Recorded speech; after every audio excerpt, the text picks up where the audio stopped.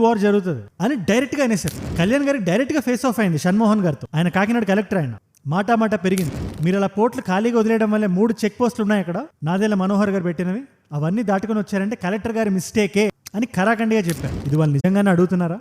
ఇది ఎంత గ్రౌండ్ లెవెల్లో పాసిబుల్ అనే ఒక ఎక్స్ప్రెషన్ కనబడింది ఆయనలో. ఇప్పుడు కళ్యాణ్ గారు ఎంటర్ అయ్యారు. మాకు చాలా వరకు మూటలు మేము డిటెక్ట్ కూడా చేయలేకపోతున్నాం, దానికి అది చాలా ఇష్యూ అయిపోయింది మాకు అని చెప్పారు. అనగానే కళ్యాణ్ గారి మొహంలో చిన్న ఫ్రౌన్ కనబడింది. ఎక్కడే నాదెళ్ల మనోహర్ గారు చెప్పిన 5 మెట్రిక్ టన్నులు, ఎక్కడ 780 కిలోస్ అని చెప్పి, నేను మిమ్మల్ని డైరెక్ట్ గా అడుగుతున్నాను, మీకు ఏమైనా పొలిటికల్ ప్రెషర్ ఉందా షణ్మోహన్ గారు?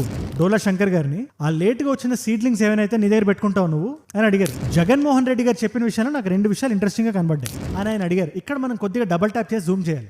నవంబర్ లో కరెంట్ రేట్స్ ఎందుకు పెరిగాయి ఆంధ్రలో? ఆంధ్రప్రదేశ్ లో కలెక్టర్ని, ఎస్పీని, కమిషనర్ని పిలిపించుకొని చంద్రబాబు నాయుడు గారి ఆధ్వర్యంలో, కళ్యాణ్ గారి ఆధ్వర్యంలో మీటింగ్ జరిగింది, కలెక్టర్స్ కాన్ఫరెన్స్. కూటమి ప్రభుత్వం ఫామ్ అయిన తర్వాత సెకండ్ సచ్ మీటింగ్. ఈ మీటింగ్ ఎందుకు ఇంట్రెస్టింగ్ అంటే బోత్ అటు కళ్యాణ్ గారు, ఇటు సిబిఎన్ గారు